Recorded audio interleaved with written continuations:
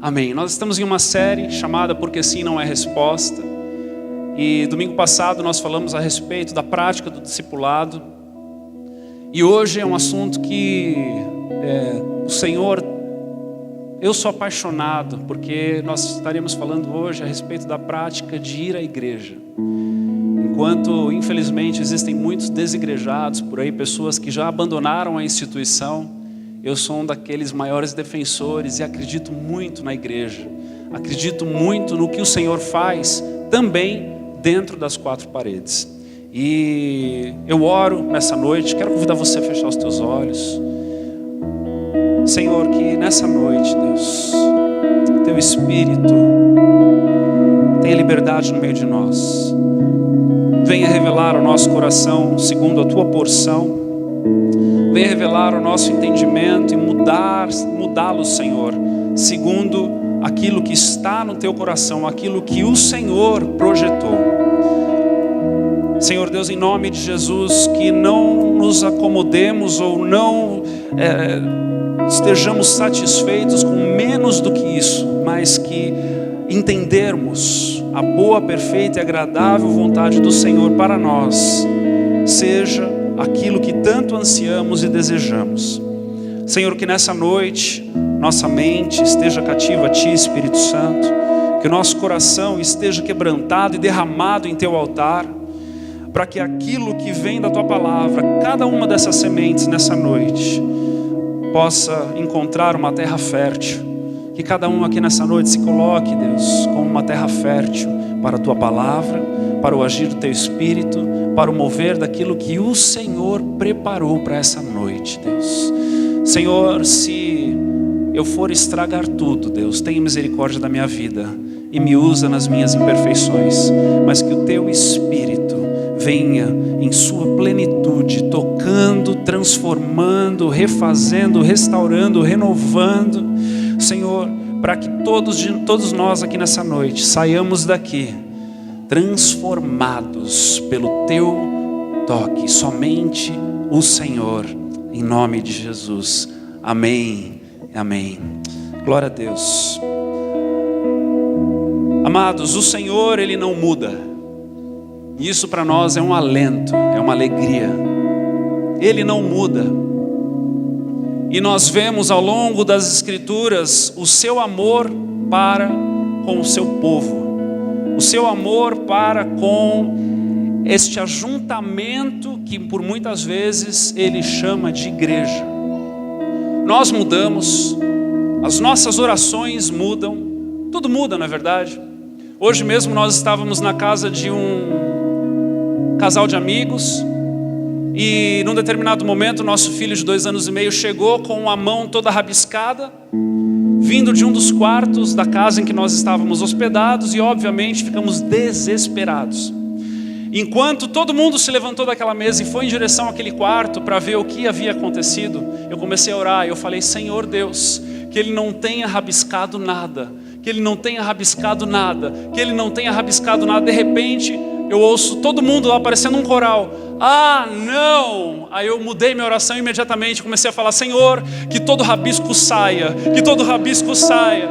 E as nossas orações, elas mudam, porque as condições mudam, mas Deus não muda.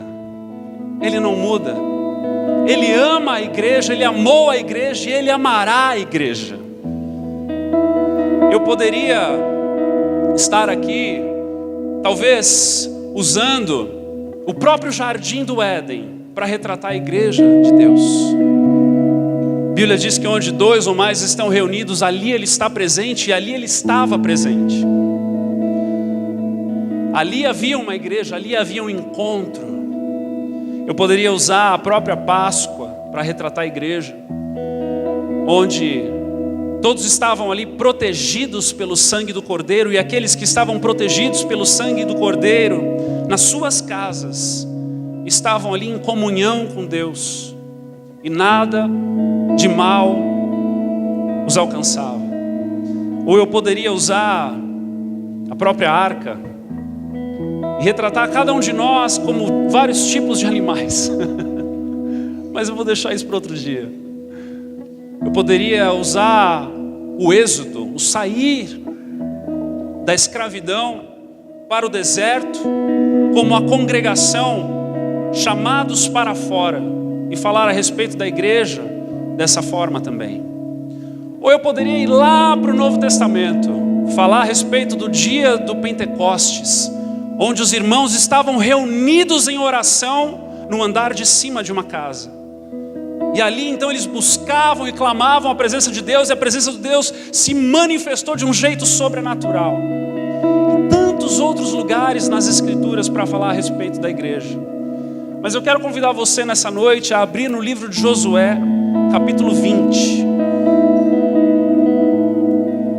E nós vamos ler do versículo 1 ao 9. E vamos orar para que o Senhor de fato fale ao nosso coração, em nome de Jesus. Você que for encontrando, vá se pondo de pé, vamos ler juntos Josué capítulo 20.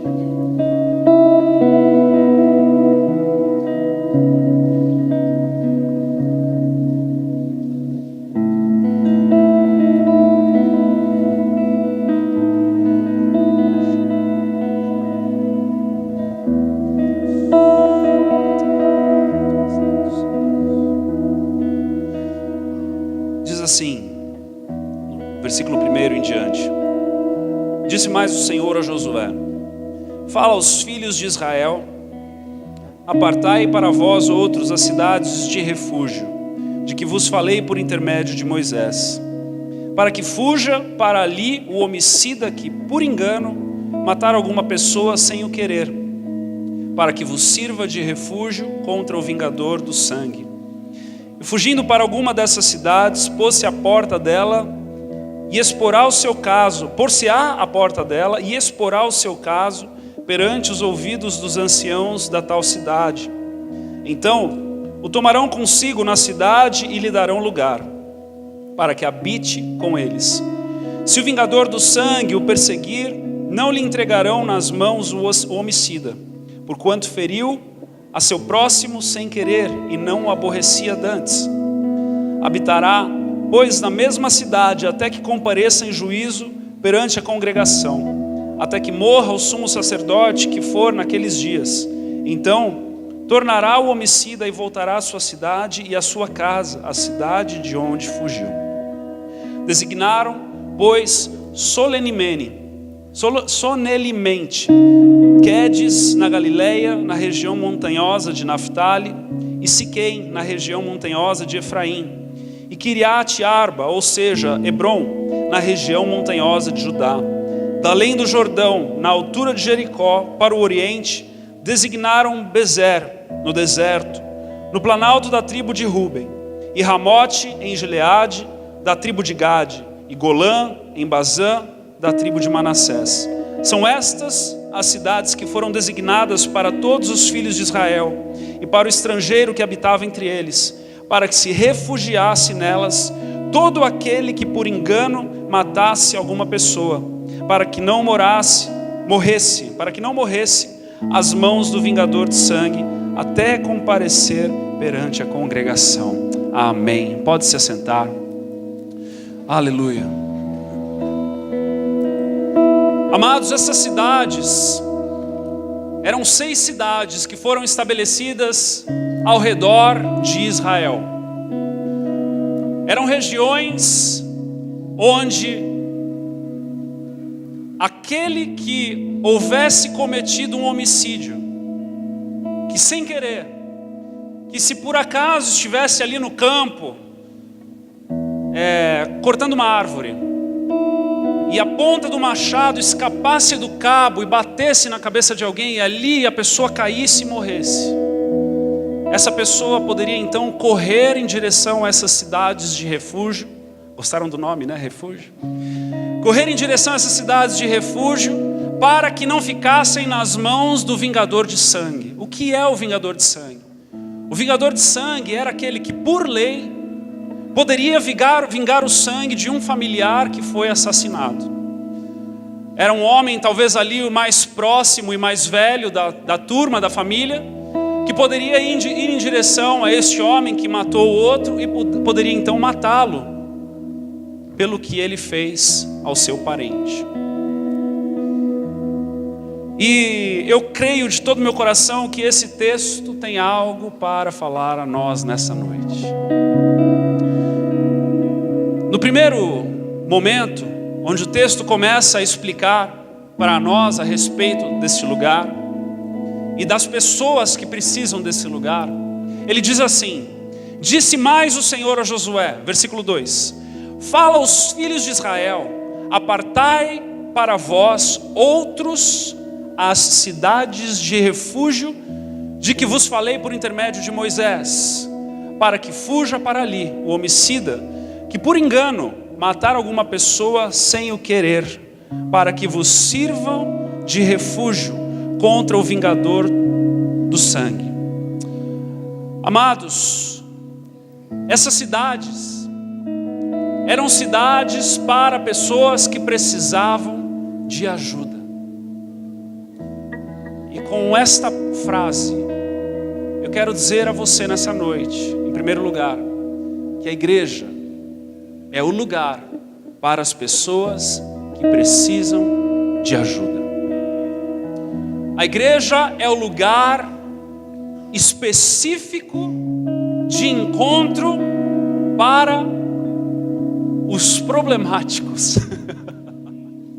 Só os tops podem participar da igreja. São aqueles que compreendem que precisam de ajuda.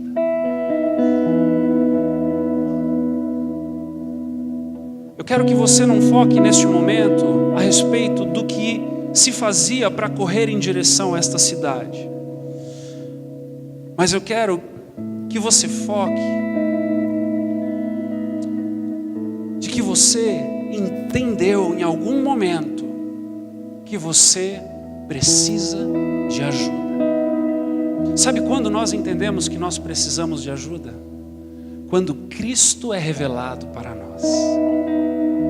Cristo é revelado para nós quando compreendemos que somos o maior dos pecadores.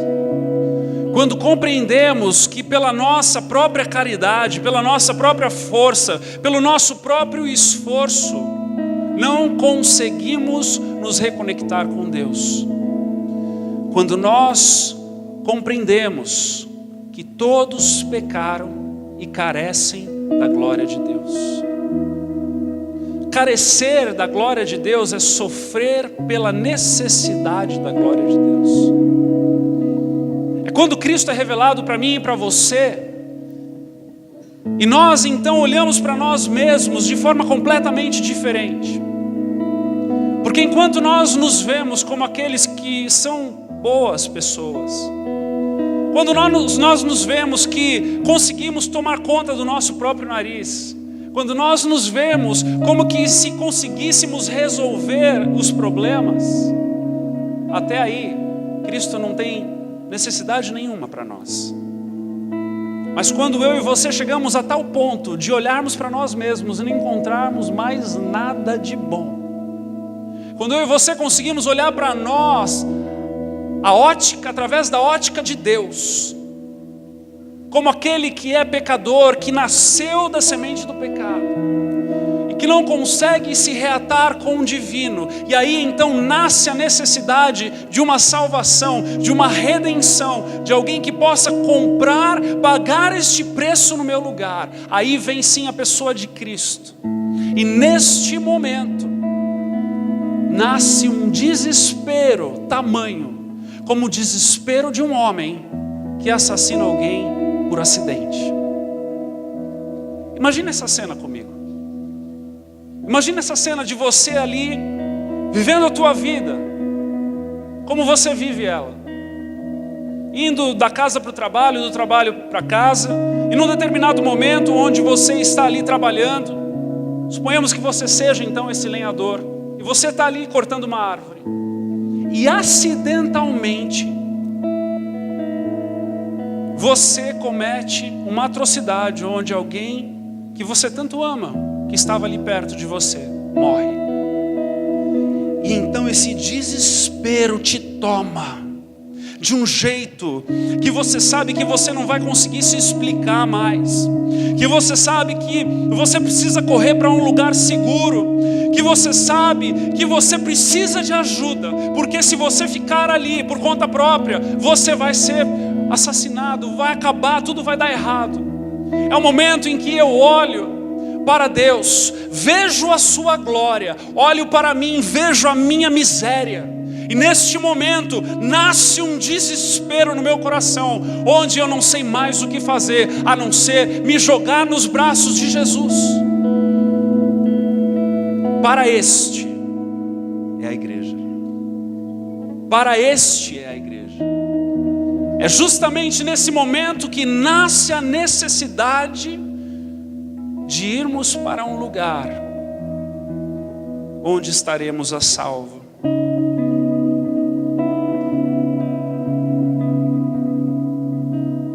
Cristo, num determinado momento, olha para escribas e fariseus e diz assim: eu não vim chamar justos, e sim pecadores, para o arrependimento. Ir à igreja, meu irmão e minha irmã, é reconhecer que precisamos de Deus. Muito mais do que uma necessidade física ou única que possa estar nos atormentando, mas quando a eternidade se torna um tormento para nós, porque eu sei que eu posso viver uma eternidade no inferno, para este, o propósito central da igreja é revelado. Então eu não vou para a igreja por uma campanha, eu não vou para a igreja para uma necessidade específica, mas eu vou para a igreja porque eu estou atrás de Cristo. E Cristo cada vez mais vem sendo revelado no meu coração, cada vez mais vem sendo revelado no meu coração.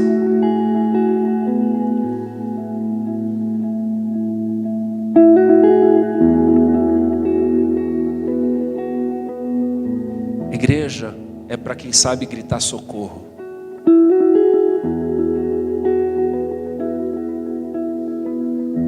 Igreja é para aquele que sabe que um dia será julgado.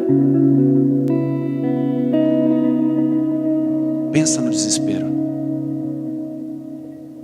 Pensa no desespero de num momento você descobrir que haverá um julgamento. E desse julgamento não há nada que você possa fazer a não ser se jogar nos braços de Cristo, para que Ele te lave com o sangue dele. Aí sim nasce o motivo de você estar congregando. Versículo 4 de Josué, capítulo 20. E fugindo para alguma dessas cidades, por-se-á à porta dela, e exporá o seu caso perante os ouvidos dos anciãos da tal cidade. Então este homem que corre desesperado, em busca de um lugar seguro, ele chega em uma dessas 6 cidades de refúgio, e ele se coloca na porta, e na porta ali onde anciãos estão aguardando essas pessoas, recebem este homem e perguntam: o que aconteceu contigo? E ali aquele homem abre o seu coração. Veja se não é assim a igreja. Ali aquele homem abre o seu coração, expõe o acidente, expõe a situação, expõe o seu clamor, o seu coração em frangalhos perante aqueles anciãos. E naquele momento, aqueles anciãos olham com compaixão para aquele homem, desesperado por um lugar seguro, e dizem a ele: pode entrar, pode entrar, pode entrar, pode entrar. Talvez você esteja aqui nos visitando pela primeira vez e você seja um desigrejado. Eu quero dizer para você: pode entrar, pode entrar. Esse lugar é para você, esse lugar é para você e para mim.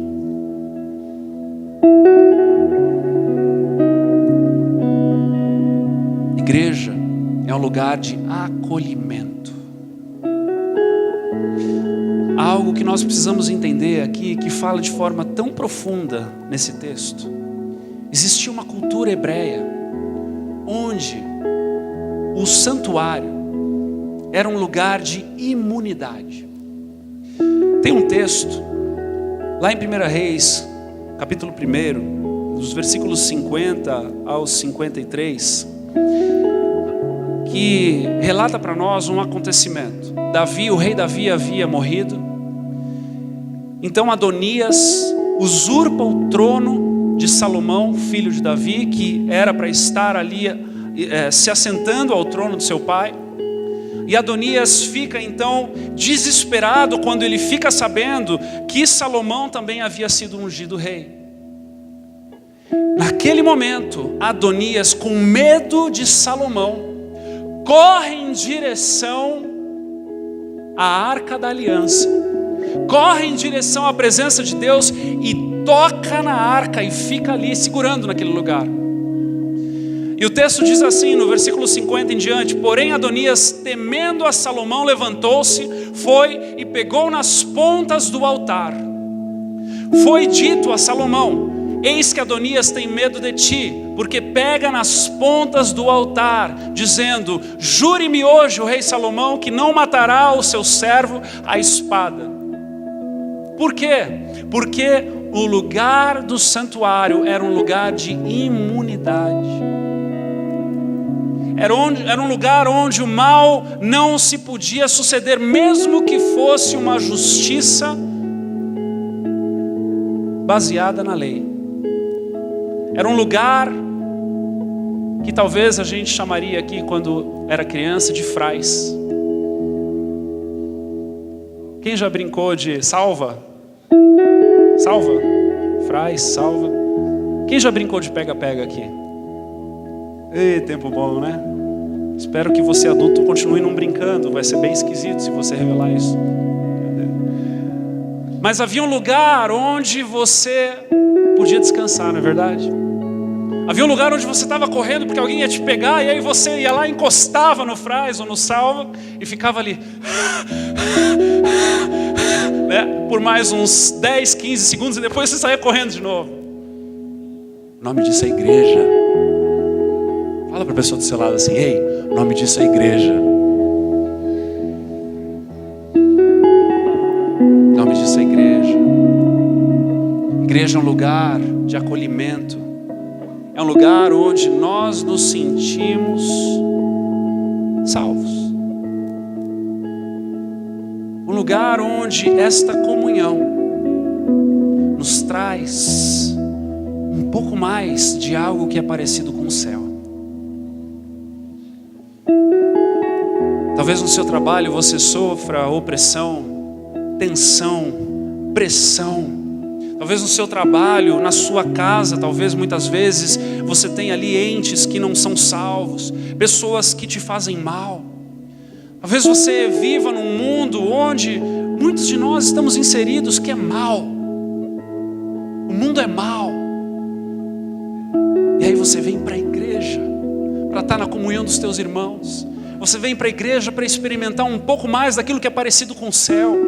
Você vem para a igreja para buscar aquele abraço que você tanto é ministrado, para buscar aquelas palavras de carinho e de amor dos teus irmãos que você tanto é ministrado, para buscar um aconchego, um conselho que vai mudar o teu destino, vai mudar a tua semana, porque o Senhor, através dos teus irmãos, o Senhor, através desta igreja, deste ajuntamento, o Senhor se manifesta. E aí sim, na igreja nós encontramos afago e acolhimento. É um lugar de estar a salvo.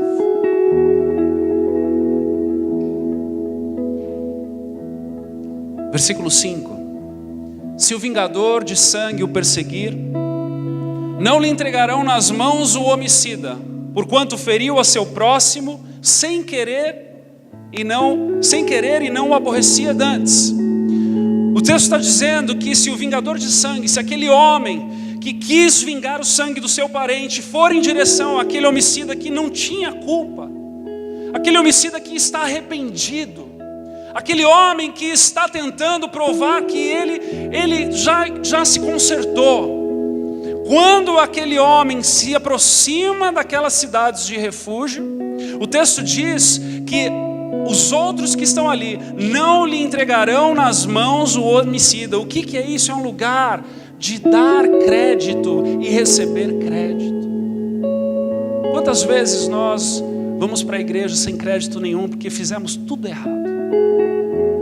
O nosso nome está sujo, as pessoas não nos credibilizam mais, a nossa história é a pior de todas.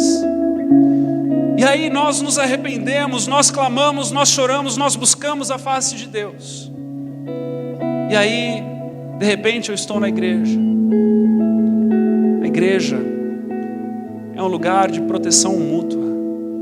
É um lugar onde as portas se abrem para aquele que busca uma mudança de vida.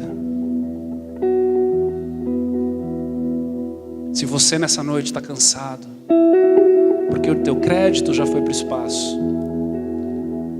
porque as tuas histórias já mancharam, mas você está arrependido, você está no lugar certo.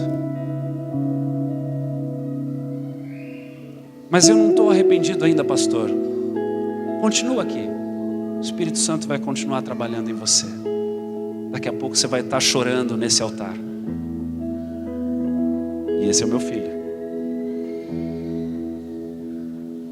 pregador, evangelista. É isso aí, ó, já está. Vinde a mim, vós que estáis. Ele estava dizendo isso. Amados, igreja é um lugar de proteção mútua. Os fariseus, os escribas, julgavam, apontavam o dedo, não se misturavam, mas Jesus se misturava. Jesus se sentava com aqueles menos prováveis. Mateus 9:11. Ora, vendo isso, os fariseus perguntavam aos discípulos: por que come o vosso mestre com os publicanos e pecadores? Pensa se não é uma pergunta boa para fazer para Jesus, né? Mas Jesus, ouvindo, disse: os sãos não precisam de médico, mas os doentes sim. A igreja é lugar de doente. Doente da alma, doente do espírito, doente físico. Esse é o lugar de igreja. Esse é o propósito da igreja. Amados, dar crédito para o sem crédito não é ser bobo. Tem gente, pô, pastor, eu vou ser bobo agora, né? Eu vou dar crédito para o sem crédito para me usurparem. Não é ser bobo. Na verdade, é ser misericordioso.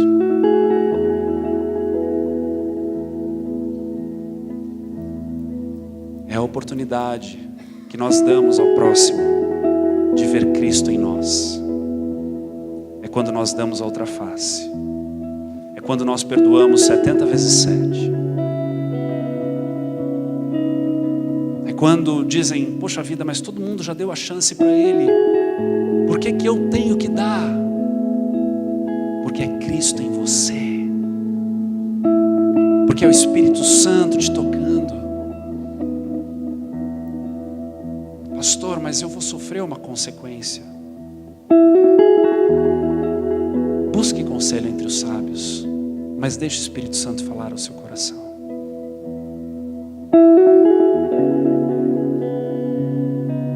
Igreja é lugar de igualdade entre o afortunado e o miserável. Eu estava pensando nessa cena. Imagine essas cidades de refúgio, como elas eram, do que elas eram compostas. Pessoas de todas as classes sociais, de toda a faixa etária, vivendo a sua vida comum, seu dia, normalmente, e de repente num momento acontece esse acidente, e essa pessoa, horas depois, ou talvez um dia depois, dependendo da distância onde elas estavam, elas se encontravam dentro de um outro contexto, numa cidade de refúgio. Elas não podiam voltar para casa, elas não podiam voltar a viver a vida delas, os créditos que elas tinham lá fora não valiam nada, porque ali dentro daquele lugar eles eram todos iguais. Ei, essa é a igreja. Não interessa quanto dinheiro você tem, não interessa qual é o teu sobrenome, não interessa a cor da sua pele, não interessa quantos anos você tem. O que interessa, sabe o que é? É que todos nós somos miseráveis, encontrados miseráveis, espirituais. E aí Cristo nos resgata desta miséria e nos traz para o convívio onde todos somos iguais. Um nivelamento é estabelecido. Você não é grato ao Senhor por isso? Glória a Deus. Esse é o exercício que nós temos aqui nessa casa. Todos nós somos miseráveis do mesmo acidente. Todos nós. A Bíblia diz que não há um justo sequer. Todos pecaram. Todos carecem da graça do Senhor. Somos todos iguais, amados. Todos iguais. Todos iguais. Versículo 6. Habitará, pois, na mesma cidade, até que compareça em juízo perante a congregação, e até que morra o sumo sacerdote que for naqueles dias. Então tornará o homicida e voltará à sua cidade e à sua casa, a cidade de onde fugiu.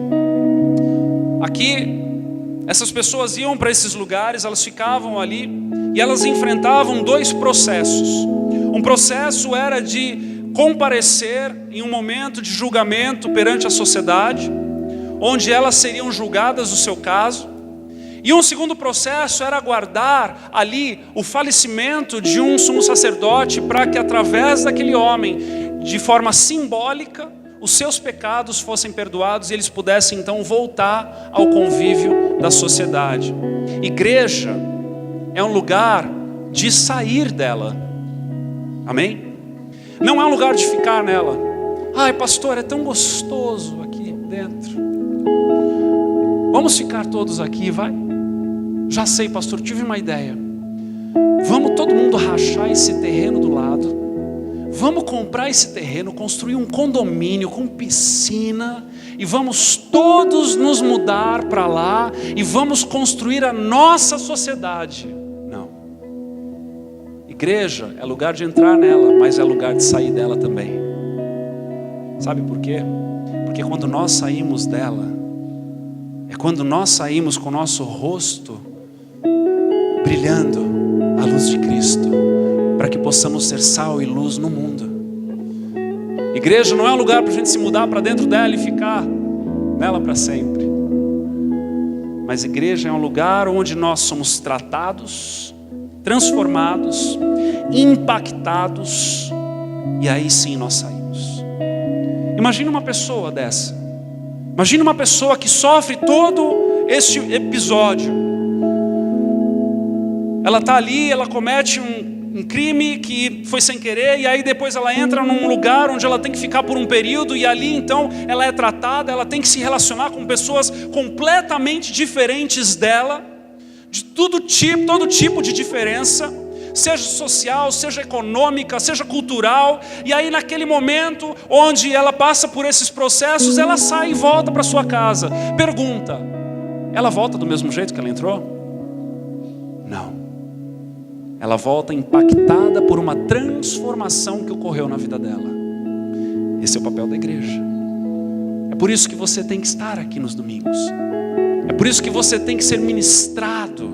É por isso que a palavra tem que entrar no teu coração. É por isso que você precisa de uma direção, para que você volte para a sua casa impactado e transformado pelo próprio Deus.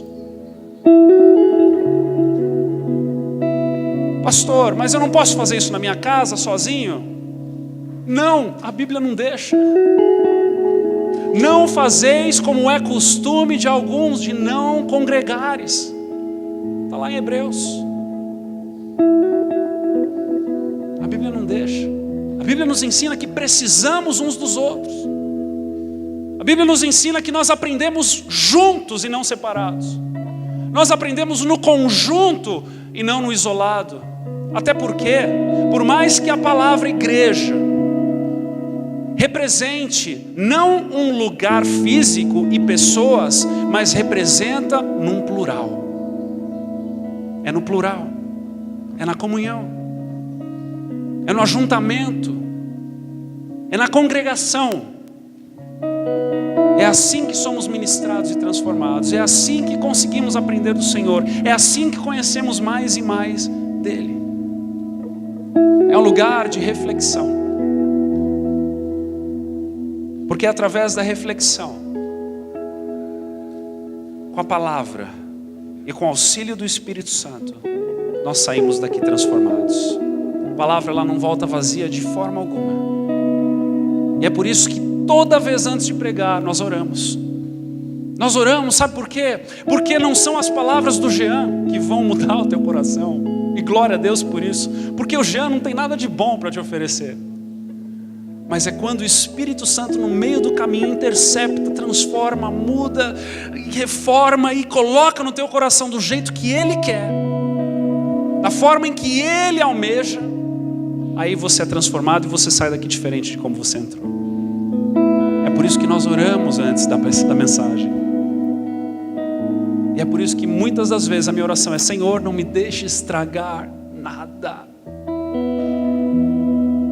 É por isso que quando nós estamos em família, nós comemoramos, nós celebramos, nós pulamos, nós cantamos, nós batemos palmas, nós levantamos as nossas mãos, nós nos expressamos em corpo, alma e espírito, e nós fazemos o nosso culto racional ao Senhor, porque Ele é digno de todo louvor e toda glória, porque Ele nos resgatou do justiceiro de sangue, Ele nos trouxe para um lugar seguro, um lugar salvo, um lugar onde Ele ministra a nossa vida e somos transformados.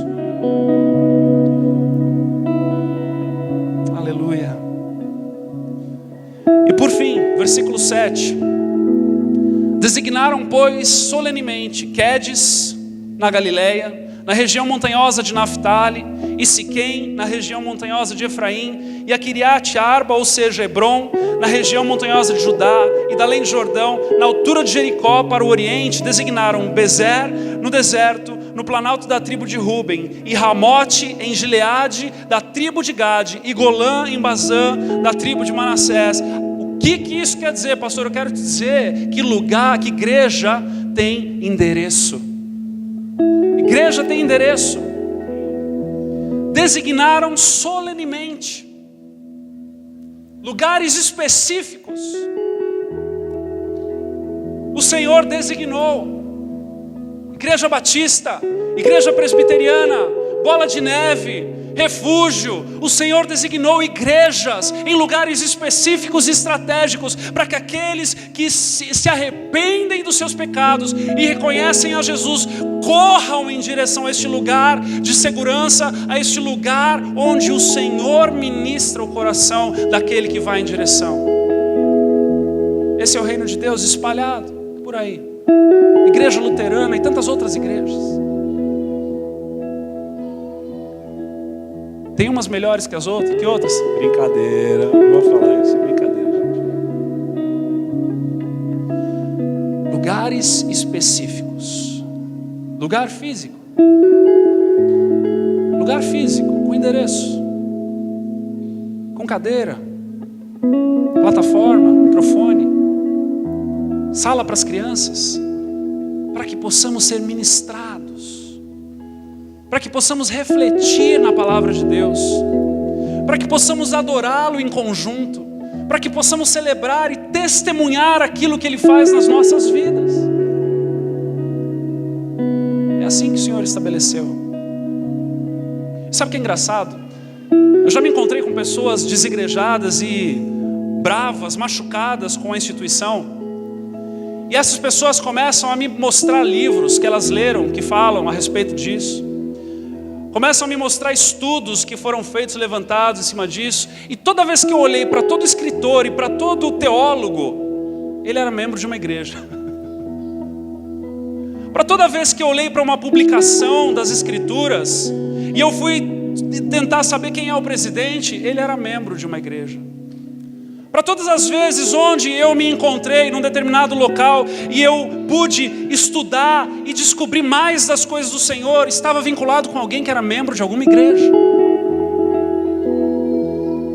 Nós lemos histórias e histórias e histórias de pessoas que marcaram o cristianismo e expandiram o reino de Deus e trouxeram o cristianismo para os 4 cantos dessa terra, e todos eles estavam vinculados em alguma igreja.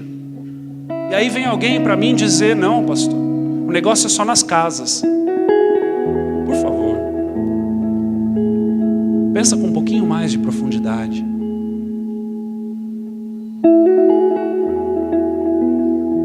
Quando eu e você ampliamos os nossos projetos, quando uma igreja cresce, as obras sociais crescem. Quando a igreja cresce, mais missionários são enviados. As escolas com fundamentos cristãos nascem. Os hospitais nascem. É só você olhar um pouquinho para a história e ver que toda escola e todo hospital, na maior parte das vezes, foi projeto de igreja.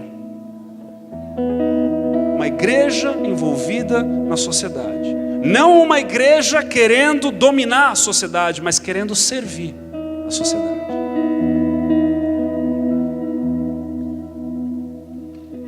Deixa eu pedir algo para você do fundo do meu coração. Valorize a tua igreja. Valorize o lugar onde você adora o Senhor. Já que é para falar, então eu vou falar. Muitas vezes eu vejo líderes vindo aqui tendo que mostrar obras sociais fora da igreja para que você possa ofertar nessa casa. Ei, por favor, vamos amadurecer. Isso aqui custa.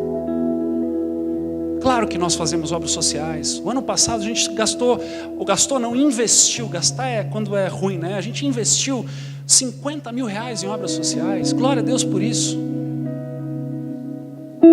Mas pagar salário de assistente, salário de pastor, aluguel de prédio, conta de luz, conta de água, é tão relevante quanto uma obra social.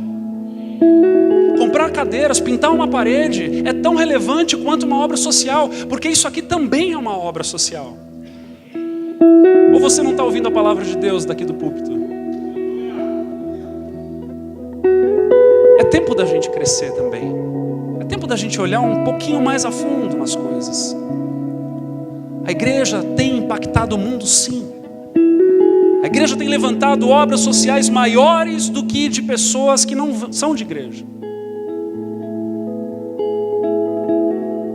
Por muitos anos, as melhores escolas, tanto na Europa quanto na América, foram escolas de igreja. Muito da cultura que você e eu temos hoje é graças à igreja. Instituição, sim, instituição, com CNPJ. Ame a tua igreja. Eu não estou desdenhando do amor maior do Senhor que somos nós, de forma alguma. Não me entenda errado nessa noite. Nós somos a obra-prima do Senhor. Amém? Nós somos a obra-prima do Senhor. Mas quando nós congregamos juntos, isso aqui fica com mais cara de céu. E aí essa cara de céu que a gente, pela graça do Senhor, vive aqui dentro, a gente leva lá para fora. E aí lá pela sexta e sábado, quando está enfraquecendo, a gente volta no domingo para cá. E aí a gente recebe mais da graça do Senhor e a gente leva para fora segunda-feira de novo. E aí nós somos transformados de glória em glória. E onde nós estamos é sendo transformado. Aquilo que fazemos é sendo transformado. Como pensamos é sendo transformado. Tudo aquilo que envolve a nós é sendo transformado. Porque nós estamos em obras e o Senhor vem trabalhando nas nossas vidas. Em nome de Jesus. Em nome de Jesus. Receba você desse lugar e seja você esse lugar. Assim como você foi acolhido, acolha. Assim como você recebeu salvação, estenda as mãos. Assim como você ganhou crédito imerecido, credibilize e viva Cristo em você, em nome de Jesus. Vamos fechar os nossos olhos, vamos orar. Obrigado, Deus amado, pela tua presença neste lugar. Obrigado Obrigado por este lugar, Senhor, que o Senhor nos presenteia. Obrigado pela história da igreja, a instituição, Senhor. Obrigado pelas vidas, milhares e milhares e milhares e milhares de vidas que mantiveram, se esforçaram em manter a instituição aberta. Obrigado, Senhor, pelos luteranos. Obrigado, Deus, pela reforma que trouxe muita parte do foco que havia se perdido de volta. Obrigado, Senhor, pelos anabatistas, pelos batistas. Obrigado, Deus, pelos presbiterianos, Senhor Deus. Obrigado, Deus, pelos metodistas. Obrigado, Senhor, pelas igrejas todas históricas, Deus. Obrigado pelo movimento pentecostalista, Senhor, pela Assembleia de Deus, que trouxe, de certa forma, Senhor, uma chama, reacendeu essa chama, Senhor, que havia se perdido entre os livros. Obrigado, Senhor, pelas comunidades todas que estão, Senhor, por aí, buscando compreender o Evangelho e trazer de volta a mensagem da cruz.